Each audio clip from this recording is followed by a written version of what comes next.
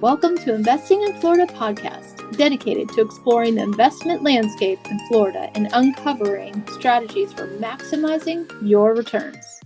So, hey there, today I am with Maya Deiss, and we are going to be talking about the NAR new settlement, as it's big in the industry right now, and everybody has some opinions on it. So I'm excited to be talking with Maya about this process, as she's been working with a lot of transactions right now in the industry and going through this period of time. So I have Maya Deiss here today. So go ahead and say hi, Maya. Hi, thank you so much for having me here. I'm super It, excited. yeah, this is going to be a fun day because this is going to be an interesting topic. So tell me a little bit about, you've been in real estate for a long time and you have been working in marketing, which makes you even a better realtor to be able to promote properties. So tell me, what's your favorite thing about real estate? Definitely, I would say the marketing and advertising aspect. I have some experience for the past few years getting out of college in advertising and digital marketing. So, being able to use my creativity and help people sell their home in the best way possible and the most efficient way, that's what I really enjoy. I also enjoy helping people overall make their space and their living environment better. And I like to help people get more organized and create an environment in their home that they want to come home to every day and enjoy and kind of grow. Yeah, and also that's a huge thing when it comes to investment real estate as well, in the design aspect. I know right now you're doing a project where you are helping them redesign the house before they sell it. Can you tell me about your experience with that? Yeah, it's really exciting because so everyone is super different and everyone has different, preferences. I personally, I love like the design aspect of that and seeing somebody's creativity kind of flow there. I would say I really enjoy the kitchens because I like to cook, and I think kitchens are a big place that people kind of congregate to. So I would say I really enjoy helping remodel the kitchen. Um, that would probably be my favorite, but overall, just seeing people, create an environment which is going to make them or their future sellers happy and see that growth for those people or themselves. Yeah, and after this, once we finish with that project, we're going to have to definitely highlight it, and you can show us some of the examples you did. But today we're talking about the NAR negotiation and the settlement. And so to get back on topic, yeah, this has been a doom and gloom, and we've heard some crazy things about real estate agents are it's over with. I've heard some very interesting perspectives about the new settlement. But I have been able to sit in on a lot of the broker meetings with MLS to give opinions and also to learn exactly what this settlement's about. I know you have been researching it, staying on topic, because this is big in the industry. So this will be a great discussion. And I think that everybody has a little bit different idea about it, but I'm actually pretty excited about the direction that we're going. And I think we're going headed in the right direction. How do you feel? Yeah, I do. I think the direction um is is decent. I think that it's going to be interesting to see how each, brokerage decides to negotiate, how their agents are going to get paid. Definitely, I think could be a really big change in the industry for both agents and for buyers. Yes, definitely. And just to go over the topic really quick, one thing is it's not so much that it is, and a lot of we've heard this a lot, that okay, the buyer's agents are no longer getting paid. That is such false reporting. One thing that is big about this new settlement is that now the buyer's agents negotiate with the buyer. they start working with the buyer to give them their commission they deserve. Because if you think about it, before it was almost like if you're in a lawsuit and the plaintiff pays for their lawyer and including the defendant's lawyer. And there could be a lot of confusion in that, especially who does the buyer's agent work for. Do they work for the seller or do they work for the buyer? So there was a lot of confusion with this that I think that now with the way that it is working and having the buyer pay for their own buyer's agent, I think that that'll bring out more qualified buyer's agents. They're going to work a little harder for the buyer. So how do you feel? Um, I would definitely agree. I think it will be able to give the sellers the opportunity to communicate things like selling concessions. Um, and I don't know, I do think that this will be a good way for them to negotiate. I think that sometimes people, I would say, I think that a lot of times buyers get a little bit hesitant to go ahead and work with an agent because they don't really, they think that they can do everything on their own, but they don't really know the negotiation process. Um, some people may, but overall, I feel like that's normally that happens, especially with first-time home buyers. So I think that this opportunity for first-time home buyers is going to give them um, a lot of learning experience for future, I would say for, future projects or future things that they want to invest in. Yeah, definitely. And like you said, a lot of buyers feel that they can do a lot of on their own. And I agree if they do, I mean, all the properties are on Zillow, it's easy to look, there's a lot of open house, they can go to the properties. But when it comes to negotiations, there's a lot of different things that happen, what forms to use, and if you can use different tactics to save you money. And by using and paying a buyer's agent, you could save up to give you example, I saved almost $25,000 for one buyer because they Wow. almost missed putting in there that they would not pay the seller's back taxes. So if they had missed that part, they would have ended up, they really wanted this house. They probably would have took it anyways, but they would have had to pay $25,000 in back taxes. That's happened more than once. So using someone that has the experience could save thousands of dollars on the purchase and wouldn't even come close to the cost of paying the buyer's agent. What do you think about splitting the commissions between the buyer and the seller? And actually, of course, that's going to be split. But what about the other payments, say appraisals, inspections, and things like that? I think personally, I think I kind of like the idea of it being split because I think it's a little bit more fair.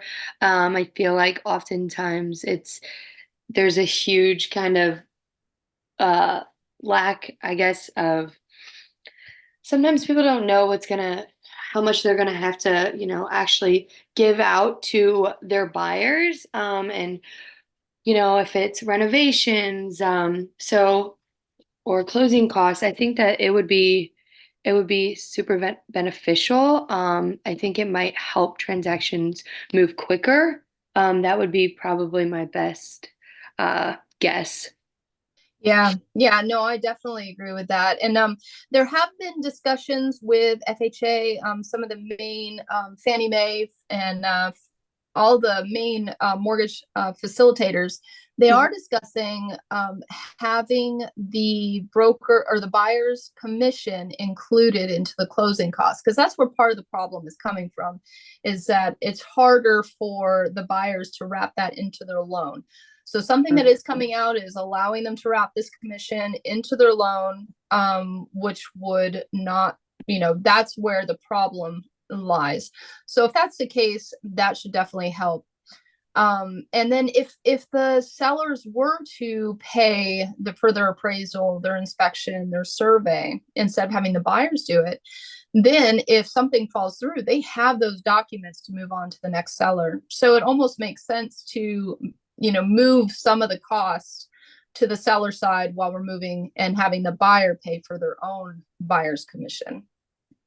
Yeah, no, that definitely does make sense. That's a good way to think about it. Thank you for clearing that up too. Yeah, That's hopefully the mortgage companies do come out with the help for that. But like you're saying, having the seller also give some seller concessions will be a big help. And I agree. I think that'll definitely help the industry move forward and Mhm. more sales. Yeah, because I feel like oftentimes, at least right now with interest rates being so high, um, there's so much buyer hesitation and people are kind of holding off. So I think this will kind of, you know, make buyers want to buy more right now. I think it definitely could help us and buyers. So Yeah, yeah. And to clarify one more thing with the settlement, one of Mhm. the biggest problems, and let me hear your thoughts on it too. One of the biggest problems, and really what the settlement's all about, is that on MLS, we're able as agents, as you know, we're able to see what the seller is offering us as a buyer's agent, what they're going to pay us. So say one home will offer 4% to the buyer's agent and another one only 1%. Have you seen other agents and or would you think other agents may defer and you know kind of show the properties that have more income? I know for us that it's hardly the case, but I would imagine that would come up. What do you think? Yeah, I definitely do think that that is going to influence how agents show or what they show. But then again, I do think in Florida, it may be beneficial for future buyers because I think there's a lot of new agents here in Florida, and there was so many people that had moved down during COVID. So I think it did spark, you know, a lot of people wanting to move into the real estate industry, and with everything that happened with COVID and job insecurity, the real estate market has always been a more secure market, and being able to invest in that, it gives people more comfort and whatnot. So I think that it may actually work because, for example, if an agent is newer, they're gonna kind of take anything that they can get if they're committed and they're willing to work for it. Yeah, yeah, and one thing exactly. So as the settlement states is that now MLS is going to remove that. So now we're not going to be able to see what the seller is going to offer us. But at the same time, that does not remove the ability for the sellers to offer commission, like you said. So say we offer 1% on this home, that's going to be during the negotiation phase, like you're saying. It's not so much they're going to see it ahead of time. Uh, So that mm, that is going to be a good thing because people are not going to be kind of going after properties with a higher commission. They're mm, just going to be going after the properties, and you still can negotiate. The sellers are still going to be paying commission to the buyer's agents if they want to, and it'll help the property sell because then they know, the buyers know that the buyer's agents know that they're gonna have some payment for the services that they do.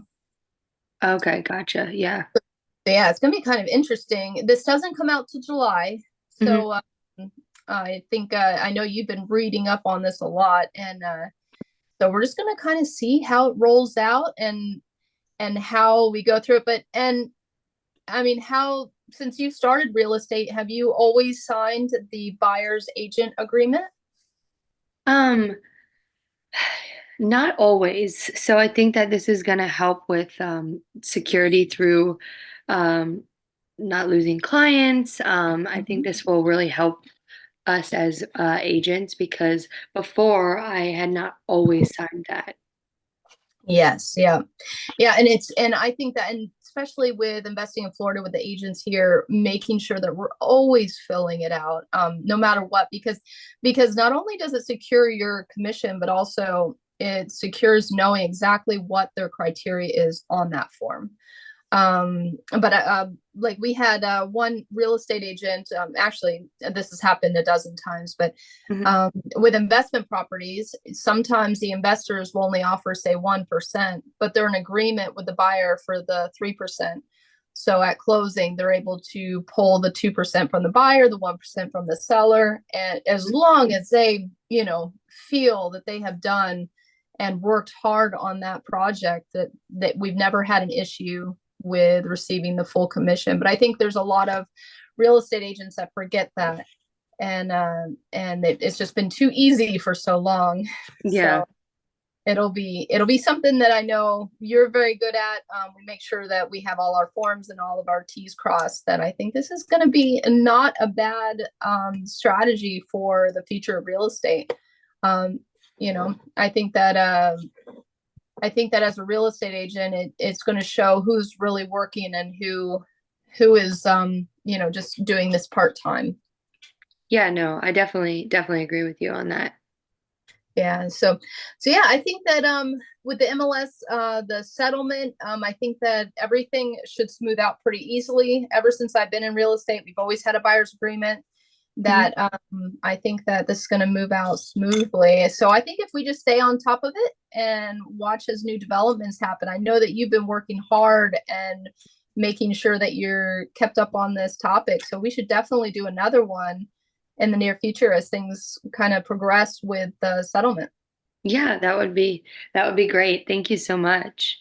Yeah. Is there anything else you want to, I know you've been reading about, anything else you want to bring up about the settlement? I think we kind of hit most of it. Yeah. Okay, yeah, and then we'll keep learning more about it before it comes out. If there's any other changes, the main changes are just having not being able to basically price fix the buyer's commission, and I think it's a good way for us to move forward in real estate. So we'll keep up with this topic, and then maybe we'll do this again in another month as things are getting closer to the July turnover, and to know if there's any more developments. Yes, that sounds great. And yeah, hopefully this will be good for us and the buyers. So I'm looking forward to see how everything pans out. Perfect. Well, thank you so much, Maya, for jumping in on this, and we'll keep this going. All right. Thank you so much. All right. We'll talk to you soon. All right. Bye. As we conclude this episode, we hope you found value in this podcast. If so, we encourage you to like, subscribe, and share this valuable information to assist others in building wealth within the real estate realm. Until next time.